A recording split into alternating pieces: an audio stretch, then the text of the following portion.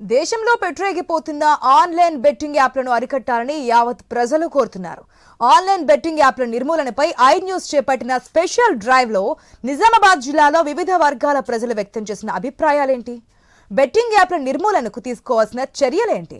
ఎలాంటి చట్టాలు తేవాలి? శిక్షలు ఎలా ఉండాలి అనే అంశాలపై మా ప్రతినిధి శ్రీకాంత్ అందిస్తున్న వివరాలు ఇప్పుడు చూద్దాం. దేశాన్ని వణికిస్తోంది, యువతను నాశనం చేస్తోంది. ఇప్పటికే ఎంతోమంది వందలాది మంది యువత ఈ బెట్టింగ్ బారిన పడి ఆత్మహత్యలు చేసుకున్నటువంటి ఘటనలు కూడా మనం చూస్తున్నాం. ఈ బెట్టింగ్ని నియంత్రించేందుకు అటు కేంద్ర ప్రభుత్వాలు కానీ ఇటు రాష్ట్ర ప్రభుత్వాలు కానీ చొరవ తీసుకోవడం లేదు. చేతులు కాలాక ఆకులు పట్టుకున్నట్టు ప్రస్తుతం అంటే యువత మరణాలు చెందిన తర్వాత దీనిపైన ఇప్పుడు కేంద్ర రాష్ట్ర ప్రభుత్వాలు మాట్లాడుతున్నాయి. అసలు ఈ బెట్టింగ్ భూతాన్ని నివారించాల్సింది కేంద్ర ప్రభుత్వం, కానీ ఇప్పుడు రాష్ట్రాలు చట్టాలు చేసుకోవచ్చు అని చెప్పేసి సూచనలు చేస్తుంది. ఎలాంటి చట్టాలు లేవు, దీనిపైన ఎలాంటి శిక్షలు లేవు. దీంతో ఈ బెట్టింగ్ రాయుళ్ళంతా రెచ్చిపోతున్నారు, యువతను టార్గెట్ చేస్తున్నారు. యువత ఈజీ మనీకి అలవాటు పడి అప్పుల పాలై వాళ్ళ ప్రాణాలు తీసుకోవాల్సినటువంటి దుస్థితి ఏర్పడింది. దీనివల్ల తల్లిదండ్రులకు ఎంతో శోభ మిగులుతోంది. సో దీనిపైన అసలు ఈ బెట్టింగ్ యాప్లను ఎలా నివారించాలి, వీటికి ఎలాంటి చట్టాలు రావాలి, ఎలాంటి శిక్షలు ఉండాలి అనే అంశం పైన ఐ న్యూస్ స్పెషల్ ఫోకస్ పెట్టింది. ప్రస్తుతం మనం నిజామాబాద్ నగరంలోని ఎస్ఎస్ఆర్ కాలేజ్ ప్రాంగణంలో ఉన్నాం. ఇక్కడ స్టూడెంట్స్ ఉన్నారు, టీచర్స్ ఉన్నారు, లాయర్స్ ఉన్నారు, డాక్టర్స్ ఉన్నారు. వారి అభిప్రాయాలు ఏంటి, వారు ఏం అభిప్రాయాలు వెలబుచ్చుతున్నారనే దానిపైన వారిని అడిగి తెలుసుకునే ప్రయత్నం చేద్దాం. సార్ చెప్పండి, ఈ బెట్టింగ్ భూతాల వల్ల ఎంతోమంది యువత చనిపోతున్నారు. ఇప్పటి వరకు ఇటు కేంద్ర ప్రభుత్వాలు కానీ రాష్ట్ర ప్రభుత్వాలు కానీ దీనిపైన ఎలాంటి చట్టాలు తీసుకురాలేదు. అయితే ఇటీవల తెలంగాణ ప్రభుత్వం సిట్ పైన విచారణ చేపట్టింది. ఎట్లా అసలు ఏం చేస్తే బాగుంటుందండి? ఈ బెట్టింగ్ లేదా జూదం అనేది ఇది ప్రపంచవ్యాప్తంగా ఉంది, కేవలం ఒక ఇండియాకో ఒక తెలంగాణకో పరిమితమే కాలేదు. ఈ బెట్టింగ్ అనేది కేవలం సరదాగా మొదలైపోయి అది ఒక వ్యసనంగా మారిపోయి ప్రాణం తీసేంత వరకు ఇది జరుగుతుంది. ఇప్పటికే తెలంగాణ లోపల 2020 నుంచి చూసుకున్నట్టయితే 80 మంది కేవలం బెట్టింగ్ వల్ల విద్యార్థులు చనిపోయారు. ఆ విద్యార్థులు అంటే యువతలో తల్లిదండ్రులు కూడా చాలామంది చాలా రకాలుగా సఫర్ అవుతున్నారు. ఎందుకంటే ఇప్పటికి కూడా ఒక మానసిక వైద్య నిపుణులుగా నిజామాబాద్ జిల్లాలో ప్రతిరోజు ఒకరు ఇద్దరు బెట్టింగ్ వల్ల బాధితులైన విద్యార్థులు వాళ్ళ తల్లిదండ్రులు వస్తున్నారు. ఇప్పుడు మీరు అంటున్నారు ఎవరు బాధ్యత వహించాలంటే ఖచ్చితంగా ఇది ప్రభుత్వాల బాధ్యత, ప్రభుత్వాలు నియంత్రించాలి. తెలంగాణ రాష్ట్రమే కాదు, దేశంలోని చాలా రాష్ట్రాలలో ఆన్లైన్ గేమ్ పై నిర్బంధం ఉంది, ప్రొహిబిషన్ కూడా ఉంది, నిషేధించారు. కానీ రాష్ట్రాల బాధ్యత అని కేంద్రం చెప్పడం అనేది చాలా వరకు తప్పు. ఎందుకంటే ఈ ఆన్లైన్ యాప్స్ అనేది ప్రపంచవ్యాప్తంగా ఉన్నాయి, ఒక మన దేశంలో పక్క రాష్ట్రంలో తయారు చేయట్లేదు, కంట్రోల్ చేయట్లేదు. సో ఒక దేశం తలుచుకుంటే దేశవ్యాప్తంగా మొత్తం యాప్లను బంద్ చేయవచ్చు, కంట్రోల్ చేయొచ్చు, నిషేధించవచ్చు. ఖచ్చితంగా కంట్రోల్ నియంత్రణ లేకపోతే చాలా ఇబ్బంది అవుతుంది. రెండవది ఏంటంటే మానసిక అవగాహన అనేది ఖచ్చితంగా ఉండాలి. ఇప్పటికే ఇది ఒక వ్యసనంగా మారిపోయింది, వందలాది మంది సఫర్ అవుతున్నారు, రోజు రోజుకు పెరిగిపోతుంది. ఇప్పుడు ఐపీఎల్ మ్యాచ్లో ఉన్నది Dream11 అనే యాప్ అఫీషియల్గా నడుస్తుంది. దీనివల్ల రోజు ఇప్పటికీ కొన్ని సర్వేల ప్రకారం 65 కోట్ల మంది పైగా ఒక సంవత్సరంలో ఏదో ఒక రోజున బెట్టింగ్ అలవాటు పడ్డారు. అంటే దేశంలో ఇంచుమించు 40% ఆన్లైన్ గేములకు బలవుతున్నారంటే వీళ్ళు ఈ రోజు కాకపోయినా ఇంకో రోజైనా ఆర్థికంగా దెబ్బతింటారు. ఇప్పుడు ఇది కేవలం సరదాగా మొదలైందా? కేవలం పిల్లలు ఉంటారు, చిన్న చిన్న క్లాసులో ఏదో ఎంజాయ్మెంట్, కాలేజ్ డే, పార్టీ ఫంక్షన్స్కి వెళ్తారు. ఆ టైం లోపల ఏదో ఫ్రెండ్ చెప్తాడు, పీర్ ప్రెషర్ తోడు వాడు మొదలు పెడతాడు. తర్వాత ఏమవుతుందంటే ఒక 2 సార్లు ఆడిన తర్వాత కోళ్ళ పందెం మనకు ఆంధ్రలో చూస్తాం కదా, ఆ రకంగా మొదలైన తర్వాత అది రిక్రియేషన్ ఆర్ రిలాక్సేషన్ అనేది వచ్చేస్తుంది. వానికి మెదడు లోపల బ్రెయిన్ రివార్డ్ సిస్టమ్ అనేది ఒకటి ఉంటుంది. అందులోపల యాక్టివేట్ అయినప్పుడు డోపమిన్ ఎక్కువైనప్పుడు హ్యాపీనెస్ ఉంటుంది, మోటివేషన్ ఉంటుంది, ప్లెజర్ ఉంటుంది. అంటే చాలా సంతోషంగా ఫీల్ అవుతాడు. ఆ సంతోషాన్ని మళ్ళీ కావాలనుకున్నప్పుడు మళ్ళీ గేమ్ ఆడితే తప్ప వాడు సంతోషం పొందలేడు. అంటే ఎక్స్పెరిమెంట్గా మొదలైనటువంటిది తర్వాత రిలాక్సేషన్ అవుతుంది, చివరికి కంపల్షన్ దశకు చేరుకుంటుంది. కంపల్షన్ దశకు చేరుకున్నదంటే అది ఒక వ్యసనంగా మారుతుంది. అది లేక ఉండలేడు. అంటే ఎన్నిసార్లు ప్రయత్నించినా ఉండలేని పరిస్థితిలో వాళ్ళు దొంగతనాలు చేస్తున్నారు, రేపులు చేస్తున్నారు, సొంత తల్లిదండ్రులను కొట్టి డబ్బులు వసూలు చేసి లక్షలాది అప్పులు తీసుకొని చివరికి ఆర్థిక భారంగా మరణిస్తున్న సంఘటనలు కోకొల్లుగా ఉన్నాయి. అందుకే ప్రభుత్వాలు ఇకనైనా పట్టించుకోకపోతే ఐపీఎల్ లాంటి బెట్టింగ్ మ్యాచ్లు అటు ఓపెన్గా చేస్తే దీనికి ఏం జరుగుతుందో, ఎందుకంటే మన దేశంలో యువత 40% పైగా ఉన్నారు. వీళ్ళంతా బలైతే భవిష్యత్తు గురించి కిషోర్ గారు, మీరు మానసిక వైద్యులు కదా, యువతకు అంటే ఈ బారిన ఆ అలవాటు నుంచి బయటికి రావాలంటే ఏం చేయాలి? ఖచ్చితంగా ఇది ఒకరి సమస్య కాదు. అటు ప్రభుత్వము దీని నుంచి రెస్పాండ్ కావాలి, ప్రభుత్వం కూడా పూర్తిగా నియంత్రణ చేయాలి, యాప్లను నిషేధించాలి. అలాగనే సమాజ పరంగా, తల్లిదండ్రుల పరంగా, విద్యా సంస్థల పరంగా ఖచ్చితంగా చర్యలు తీసుకోవాలి. ఎందుకంటే పిల్లలకు ఖర్చు అంటే ఈ ఆర్థిక విజ్ఞానం అనేది లేదు, ఫైనాన్షియల్ మేనేజ్మెంట్ తెలియదు, కొన్ని లక్షలు పోతున్నాయి ఎలా అనేది తెలియదు. కాబట్టి ఖచ్చితంగా బిజీ ఇన్ సంథింగ్ అంటే ఇటువంటి అలవాటు ఉన్న వాళ్ళకు వేరే దానిలో మనం అలవాటు వ్యాపకాలు, ఆటలు కానీ, క్రీడలు కానీ, వివిధ రకాల ఎన్నో స్పోర్ట్స్ ఉంటాయి, అందులోకి ఎంకరేజ్ చేయలేకపోతున్నారు. కేవలం మనకి ఇందులోనే మూసలో పడిపోవడం ద్వారానే ఇది ఎక్కువ అవుతుంది. ఖచ్చితంగా ఈ సమాజం బాధ్యత, ప్రభుత్వ బాధ్యత, విద్యా సంస్థల బాధ్యత, మానసిక వైద్యుల బాధ్యత అందరితో ఖచ్చితంగా నియంత్రించవచ్చు, ఖచ్చితంగా నివారించవచ్చు. ఇప్పుడు మీరు ఒక లాయర్గా అసలు ఎలాంటి చట్టాలు తీసుకొస్తే బాగుంటుంది, ఎలాంటి చట్టాలు తెస్తే వీటిని నివారించవచ్చు? ముఖ్యంగా ఏదైతే ఆన్లైన్ బెట్టింగ్ అయితే ఉన్నదో ఇది దేశవ్యాప్తంగా, ప్రపంచవ్యాప్తంగా ఉన్నటువంటి సమస్య కనుక దేశంకు వచ్చేవరకంటే దేశవ్యాప్తంగా దీనికి ఉమ్మడి చట్టం అనేది సెంట్రల్ గవర్నమెంట్ ఆధ్వర్యంలో ఒక ప్రతిష్టమైన ఉన్నటువంటి చట్టము తయారు చేసినటువంటి అవసరం ఉంది. ఉన్నా కానీ ప్రస్తుత చట్టాలు ఏ రాష్ట్రానికి ఆ రాష్ట్రం చేసుకుంటున్నది కొన్ని సందర్భాలు. మన తెలంగాణ, ఆంధ్రప్రదేశ్లో బెట్టింగ్ అనేది, ఆన్లైన్ బెట్టింగ్ అనేది నిషేధించారు మన వాళ్ళు. కానీ దేశవ్యాప్తంగా దీనికి సమగ్రమైనటువంటి చట్టం లేకపోవడంతో ఈ ఆన్లైన్ బెట్టింగ్ అనేది చాలా ప్రమాదకరంగా మారుతున్నది. మారడం వలన ఈరోజు యువత వాటికి ఆన్లైన్ బెట్టింగ్కు వ్యసన పరులైపోయి ఆత్మహత్యలు లేకుంటే హత్యలకు దారిస్తున్నటువంటి పరిస్థితి ఉంది. నేను ఒక నిజామాబాద్లో చెప్తాను. నిజామాబాద్ నగరంలోని ఒక గల్లీలో, ఇక పేరు తీయదలుచుకోలేదు, అతను ఆన్లైన్ బెట్టింగ్కి అలవాటు పడి తల్లి తండ్రి మీద డైలీ కొట్టడము, తిట్టడము, అన్ని రకాల హింసను భౌతికంగా అంటే ఇక రక్తాలు కారేటట్టు కొట్టడం అనేది జరుగుతుంది. ఆ కేసు నా దగ్గరకు వచ్చింది.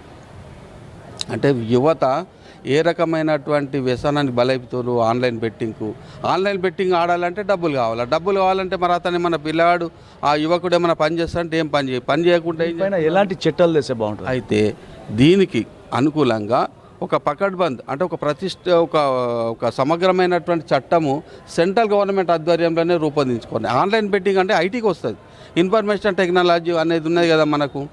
ఆ చట్టానికి వర్తించేటట్టు ఆన్లైన్లో గేమ్స్ జరుగుతున్నాయి కనుక ఒక సెంట్రల్ చట్టం అయితే కేంద్ర ప్రభుత్వ ఆధ్వర్యంలో చట్టాన్ని రూపొందించుకుంటే బాగుంటుంది అనేది నా ఆలోచన. సార్, మీరు ఒక విద్యావేత్తగా ఒక విద్యా సంస్థలను మీరు నడిపిస్తున్నారు, ఎంతోమంది యువతకు మీరు ఆదర్శంగా ఉంటున్నారు. ఆ యువతకు మీరు ఇచ్చే సందేశం ఏంటి? ఈ ఆన్లైన్ బెట్టింగ్ యాప్ల ద్వారా చాలామంది చనిపోతున్నటువంటి పరిస్థితి, మీరు ఎట్లాంటి సందేశం ఇస్తారు? చట్టాలు ఎలా ఉండాలి, శిక్షలు ఎలా ఉండాలి? అందరికీ నమస్కారం. ఈరోజు ఆన్లైన్లో జరుగుతున్నటువంటి బెట్టింగ్స్ ఏవైతే ఉన్నాయో అవి ప్రపంచవ్యాప్తంగా ఉన్నటువంటివి. వాటిని అధికారికంగా చేస్తున్నారా లేదా అనేటువంటిది పక్కకు పెట్టేస్తే ప్రభుత్వాలు చట్టాలు చేయాలి, వాటిని కఠినంగా అమలుపరచాలి అని మాట్లాడే వాళ్ళ సంఖ్య మనం ఎక్కువ. మనకు బాధ్యత లేదు అన్నట్టుగానే మనందరం కూడా మాట్లాడుతూ ఉంటాం. ఇవాళ ఒక వ్యక్తి ఆన్లైన్లో ఇవాళ ఒక గేమ్ ఆడి డబ్బులు పోగొట్టాడంటే ఆ డబ్బులు ఎక్కడికి వెళ్ళి వచ్చాయి? ఆ డబ్బులు ఎవరిచ్చారు? తల్లిదండ్రులు ఇచ్చారా, లేకపోతే వేరే వాళ్ళు ఇచ్చారా? ఎవరిచ్చినా కూడా ఆ డబ్బుల్ని వేటి కోసం ఉపయోగిస్తున్నారు అనేటువంటి పర్యవేక్షణ లేకుండా ఇవాళ డబ్బుల్ని అందుబాటులోకి తీసుకొచ్చారు. ఒక్కసారి కనుక బెట్టింగ్లకు అలవాటు పడినటువంటి ఒక వ్యక్తి తిరిగి కోలుకోవటం అనేటువంటిది అసాధ్యం.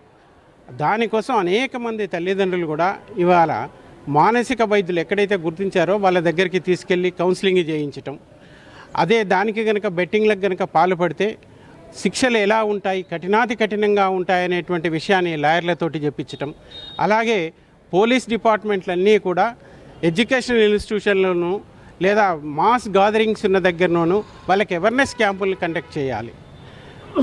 బెట్టింగ్కు పాల్పడితే వచ్చేటువంటి నష్టాలు ఏంటి, జీవితాలు ఎలా కోల్పోతారు, దాని మూలంగా కుటుంబాలు ఏ రకమైనటువంటి ఇబ్బంది పడతాయి అనేటువంటి విషయాన్ని ఖచ్చితంగా మనం యువతకు చెప్పవలసినటువంటి బాధ్యత మనందరి మీద ఉంది. ముఖ్యంగా ఎక్కువగా గ్యాదర్ అయ్యేది ఏంటంటే ఎడ్యుకేషనల్ ఇన్స్టిట్యూషన్లలో బాగా గ్యాదర్ అవ్వటం అనేటువంటి పిల్లలు జరుగుతూ ఉంటుంది. కాబట్టి అక్కడ ఉన్నటువంటి ఉపాధ్యాయులు కావచ్చు, మేనేజ్మెంట్స్ కావచ్చు, ప్రిన్సిపల్స్ కావచ్చు, ఎప్పటికప్పుడు మనం దగ్గరకు ఉన్నటువంటి పిల్లల యొక్క ప్రవర్తనలో మార్పులు ఏమైనా వస్తున్నాయా, వస్తే అవి ఏ రకమైనటువంటి చెడు పరిణామాలకు దారితీస్తున్నాయి, వీడి ఆలోచన మారుతూ ఉన్నదా అనేటువంటి విషయాన్ని గమనించి దాన్ని వీలైనంత వరకు మనం కౌన్సిలింగ్ చేయాలి, తల్లిదండ్రులకు తెలియజేయాలి. తల్లిదండ్రులు కూడా బాధ్యతాయుతంగా పిల్లల పట్ల వ్యవహరించాలి.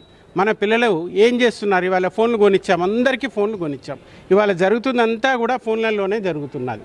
బెట్టింగ్ అంతా కూడా మనం ఇచ్చినటువంటి ఫోన్ మన పిల్లల అభివృద్ధికి ఉపయోగపడుతున్నదా, అవసరాలకు ఉపయోగపడుతున్నదా, లేకపోతే వాళ్ళ వినాశనానికి ఉపయోగపడుతున్నదా అనేటువంటి విషయాన్ని ఇవాళ తల్లిదండ్రులు పట్టించుకునేంత తీరిక లేదు. తీర అయిపోయిన తర్వాత మా పిల్లలు ఇట్లయ్యారు అట్లయ్యారు అని ఏడవటం తప్ప వాళ్ళు ముందు జాగ్రత్తగా తీసుకునేటువంటి పేరెంట్స్ సంఖ్య చాలా తక్కువ. బిజీ, తల్లిదండ్రులు బిజీ. కొంతమంది తెలవక వదిలిపెడుతున్నారు, తెలిసిన వాళ్ళు తీరక వదిలిపెడుతున్నారు. ఏం జరిగినా కానీ యువతకు ఇబ్బంది అవుతున్నది, యువత నాశనం అవుతున్నది. ఈ దేశం ఇలాగే కొనసాగితే మనము ప్రపంచంలోనే అత్యధిక యువత ఉన్నటువంటి దేశం అని మనం చెప్పుకుంటున్నప్పటికీ కూడా ఈ యువత నిర్వీర్యమై దేనికి పనికి రాకుండా పోతే తిరిగి మన దేశం కూడా మానవ వనరులన్నీ కూడా ఎందుకు పనికి రాకుండా ఈరోజు మనం ప్రపంచంలో వెనకబడిపోతాము. దీనికి బాధ్యత ప్రభుత్వాలతో పాటు అటు అందరిది కూడా, ప్రజలందరిది, తల్లిదండ్రులు ముఖ్యంగా, ఉపాధ్యాయుల్ని, వీళ్ళు పోలీస్ డిపార్ట్మెంట్, వీళ్ళందరూ కలిసి ప్రజలందరినీ లేదా అలాగే విద్యార్థుల్ని కూడా మనం చైతన్యం చేసి దీన్ని అరికట్టడానికి ప్రయత్నం చేయాలి. అలా జరగకపోతే ఈ సమాజం నష్టపోతుంది అనేటువంటిది మన అందరం గుర్తించాలి. సార్, ఇప్పుడు సెలబ్రిటీలు, రాజకీయ నాయకులు కూడా వారు ధనార్జనే ధ్యేయంగా ఈ బెట్టింగ్ యాప్లను ప్రోత్సహిస్తున్నారా? దీని వెనుక ఎవరున్నారు? అసలు ఎట్లా ఉంది ఈ వ్యవస్థ? నేను అనుకుంటా ఉన్నాను, బెట్టింగ్ అనేది ఈరోజు కొత్తగా లేదు, కానీ రూపాంతరం చెందిందనేది క్లియర్గా అర్థమవుతా ఉన్నది. ఇప్పుడు మనం చూస్తాం, సాయంకాలం సమయంలో రిటైర్మెంట్ అయినటువంటి కొద్దిమంది ఉపాధ్యాయులు కానీ ఎంప్లాయీస్ కానీ ఒక క్లబ్ దగ్గర కూర్చొని కనీసం క్యారమ్ బోర్డ్స్ ఇట్లాంటి బెట్టింగ్స్ ఆడుతున్నటువంటి సందర్భం మనం చూసినాం. కానీ ఈ 10 సంవత్సరాలుగా ప్రధానంగా టచ్ ఫోన్ వచ్చిన తర్వాత ఈ వ్యసనముగా మారినటువంటి సంఘటన ప్రభుత్వానికి తెలుసు అని చెప్పేసి నేను అనుకుంటా ఉన్నాను. ప్రభుత్వాలకు తెలుసు కాబట్టే దీని ద్వారా కొన్ని కంపెనీలకు కాంటాక్ట్ ఇచ్చి దీన్ని ప్రోత్సహిస్తుంది అనేది నేను అనుకుంటా ఉన్నాను. కాబట్టే ఈరోజు ప్రభుత్వము ఎన్నో డిపార్ట్మెంట్లు ఉన్నాయి. ఇలా పోలీస్ శాఖ ఉన్నది, అదేవిధంగా ఎక్సైజ్ శాఖ ఉన్నది. ఇలా బెట్టింగ్లే కాదు, బెట్టింగ్కు అనుసంధానంగా కూడా ఇలా గంజాయి ఇతర మత్తు పదార్థాలు ఉన్నాయనేది నేను ఫీల్ అవుతా ఉన్నాను. కాబట్టి నియంత్రణ జరగాలంటే ఇలా పోలీస్ శాఖ ఎట్లా ఉన్నదో అదేవిధంగా ఎక్సైజ్ శాఖ మత్తు పదార్థాలకు సంబంధించినటువంటిది నియంత్రణ కోసం ఎట్లయితే ఎక్సైజ్ శాఖ ఉందో వీటికి కోఆర్డినేషన్ చేస్తూ సిఐడి అట్లాంటి శాఖ ద్వారా వీటిని రాకుండా కట్టుదిట్టం చేసినాడే యువత చెడు మార్గంలో పోకుండా మంచి మార్గంలో పోయడానికి అవకాశం ఉంటుంది. కాబట్టి దీనిపైన ప్రభుత్వం ఇవాళ కేంద్ర ప్రభుత్వము తాకేది పట్టనట్టుగా వ్యవహరిస్తూ ఉన్నది, రాష్ట్ర ప్రభుత్వాలుగా వదిలేసింది. కాబట్టి ఇది కూడా ఒక మంచి ఉద్దేశం కావచ్చు అనేది నేను అనుకుంటాను. ఎందుకంటే ఆపడం కోసం ఇప్పటికే ఒక స్థాయి దాటిపోయింది. చిన్న పిల్లాడు 2వ తరగతి పిల్లవాడి నుంచి కూడా పై స్థాయి పిల్లవాడు కూడా ఏదో ఒక గేమ్ ఆడడానికి అలవాటు పడి ఉన్నాడు ఇవాళ టచ్ ఫోన్లో. కాబట్టి ఇది ఆపాలనుకుంటే ఖచ్చితంగా సెల్ ఫోన్ ద్వారానే ఆపేటువంటి అవకాశం ఉంటుంది. దీన్ని ఇలా ఈ రాష్ట్ర ప్రభుత్వ కంట్రోల్లో కాకుండా ఒక నిట్టు వేసేసి దాన్ని సిఐడి లాంటి ఒక పెద్ద సంస్థకు అప్పచెప్తే తప్ప ఇట్లాంటి అక్రమాలు జరగకుండా, అదేవిధంగా గంజాయి, అదేవిధంగా ఈ బెట్టింగ్ జరగకుండా ఒక నియంత్రణ జరిగే అవకాశం ఉంటుందని చెప్పేసి నేను కోరుకుంటా ఉన్నాను. ఇప్పుడు మనతో పాటు స్టూడెంట్స్ ఉన్నారు. చెప్పండి అమ్మా, ఈ యాప్ల ద్వారా, బెట్టింగ్ యాప్ల ద్వారా చాలామంది యువత పెడదారిన పడుతున్నారు. ఆ యువతకు మీరు ఇచ్చే సందేశం ఏంటి? ఈ కేంద్ర రాష్ట్ర ప్రభుత్వాలను ఈ యాప్లను అరికట్టాలంటే మీరు వారికి ఏం సూచనలు చేయబోతున్నారు? ముందుగా ఈ గేమింగ్ అనేది అంటే ఈ బెట్టింగ్ ఎలా జరుగుతుందంటే ఒక సోర్స్ ఉంది దానికి, ఏంటంటే గేమ్స్ అనమాట. సో వీళ్ళు ఏం చేస్తున్నారంటే ఎవరైతే గేమ్స్ అనేది తయారు చేస్తున్నారో ఆ గేమ్స్ అనే స్కోర్ పాయింట్స్తో పాటు కూడా బెట్టింగ్ అనే ఆప్షన్ కూడా వాళ్ళు పెడుతున్నారు. సో ఇప్పుడు యూత్ అంటే ఓన్లీ డిగ్రీ వాళ్ళే అని కాదు, అంటే మైనర్ పిల్లలు కూడా, అబ్బాయిలు 16-17 ఇయర్స్ నుంచి కూడా వాళ్ళు గేమ్ ఆడుతూ ఎక్కడైతే బెట్టింగ్ అనే ఆప్షన్ వచ్చేసిందో సో ఆ బెట్టింగ్ అనే ఆప్షన్ని క్లిక్ చేసి వాళ్ళ పాకెట్ మనీని సేవ్ చేసుకోకుండా ఆ పాకెట్ మనీ పెట్టడం, తల్లిదండ్రులకి వేరే సాకు చెప్పి ఆ మనీ తీసుకొని పెట్టడం జరుగుతుంది. అంటే ఇక్కడ చూస్తున్నాం మనం, ఇక్కడ ఏంటి, మైనర్ పిల్లలు కూడా అడిక్ట్ అయిపోతున్నారు అనమాట. వాళ్ళు ఆలోచించట్లేదు, అంటే వాళ్ళు ఖర్చు పెట్టిన ప్రతి ఒక్క పైసా దాని వెనకాల వాళ్ళ తల్లిదండ్రుల కష్టజీతం ఉందని చెప్పేసి వాళ్ళు ఆలోచించట్లేదు. అది అంటే ఎక్కడి నుంచి మొదలవుతుందంటే గేమ్స్ నుంచి మొదలవుతుంది. ఆ ఆప్షన్ ఇవ్వడం వల్ల వాళ్ళు ఆ గేమింగ్కి వెళ్ళి, ఆ బెట్టింగ్ ఆప్షన్కి వెళ్ళి బెట్టింగ్ పెట్టడాలు. ఒకటి యువతకు నేను ఇస్తున్న సందేశం ఏంటంటే బెట్టింగ్ వల్ల మనకి ఉపయోగం ఏమీ లేదు. ఆ బెట్టింగ్ అనేది ఒక ఊహాత్మకమైనది. ఎందుకంటే ఎవరన్నా అజమ్స్ చేసి వాడు విన్ అవుతాడా విన్ అవ్వడా అనేసి చెప్తున్నారు అంతే. అక్కడ ఒక డబ్బులు పోతున్నాయి కానీ డబ్బులు రావట్లేదు. ఆ డబ్బులు వెనకాల ఎవరి దగ్గర అయితే మీరు తీసుకుంటున్నారు, అది తల్లిదండ్రులు కావచ్చు, స్నేహితులు కావచ్చు, అన్నలు కావచ్చు, అక్కలు కావచ్చు, వాళ్ళ దగ్గర నుంచి మీరు తీసుకుంటున్నారు కాబట్టి దాని వెనకాల వాళ్ళ కష్టం ఎంత ఉందో అనేది వాళ్ళకే తెలుసు. అది తీసుకొని మీ చదువులకో దేనికో యూజ్ చేసుకోవాలి. కానీ ఇలాంటి అసలు మనకి పనికిరాని బెట్టింగ్ ఇది. ఎందుకంటే దానివల్ల ఉపయోగం ఏది రాదు. అక్కడ పిల్లలు ఏమైపోతారంటే దానికి ఒక్కసారి అడిక్ట్ అయిపోతే కనుక అక్కడ నుంచి బయటికి రాలేకపోతారు. అది ఇవాళ బెట్టింగ్ జరిగింది అనుకోండి, నెక్స్ట్ డే నేను ఇవాళ బెట్టింగ్లో 10 పైసలు విన్ అయితే నెక్స్ట్ డే ఇంక 20 పైసలు వస్తాయని బెట్టింగ్ వల్ల అడిక్షన్తో పాటు అత్యాశ కూడా ఎక్కువైపోతుంది. ఇక్కడ అత్యాశ పెరగడం వల్ల ఏంటంటే నేను విన్ అవుతా అనే గర్వం పెరిగిపోతుంది. ఇంకా ఇంకా చెయ్యాలని ఆశ, అత్యాశ మొత్తం పెరిగిపోతుంది. అది మొత్తం ఏదైతే పాజిటివ్ థింకింగ్ అంటే మైనర్ పిల్లల్లో పాజిటివ్ థింకింగ్ ఉంటుంది. ఎప్పుడన్నా మేము చేయగలుగుతాం అని తడబడతారు పిల్లలు తప్పు చేయడానికి కూడా. ఇప్పుడు ఇది ఒక ట్రెండ్ అయిపోయింది, ఇది చేస్తేనే ఇది ఒక ట్రెండ్, మేము ట్రెండ్ సెట్ చేస్తున్నాం అనే ఒక పొగరు ఇది ఒక ఇదిలో ఉంటున్నారనమాట. అది చాలా తప్పు. ఎందుకంటే దాని వెనకాల ఏముంది, దాని తర్వాత పరిణామాలు ఏమొస్తాయని చెప్పి వాళ్ళు ఆలోచించట్లేదు. నేను ఒకటి రిక్వెస్ట్ చేసిన ఏంటంటే ఏదైతే గేమ్స్ ఈ ఆప్షన్స్ ఇస్తున్నాయో వాటిని బ్యాన్ చేయాలి, స్ట్రిక్ట్గా బ్యాన్ చేసేసేయాలి. అదే కాకుండా ఇట్లాంటి గ్యాంబ్లింగ్ కానీ ఇలాంటి వేరే యాప్స్ ఉన్నాయో కంప్లీట్గా బ్యాన్ చేసేస్తే కనుక వాళ్ళకి తెలిసి వస్తుంది.